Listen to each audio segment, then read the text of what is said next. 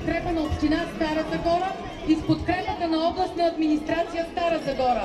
Аякс Агро – месопроизводство, Румдо – хлебни изделия, Явор Джиджев – награда на името на професор Тодор Джиджев, Чардаклиев ЕООД, жури в състав Крум Георгиев, носител на световен Оскар за фолклор, член на Международната академия за традиционно изкуство, доцент доктор Евгения Иванова, етнолог в Регионалния исторически музей, доцент Злати Златев, художник, магистър Юлия Славова, ръководител на школа по изобразително изкуство, и магистър Кирил Кирчев, хореограф, ръководител на танцова школа Чанове.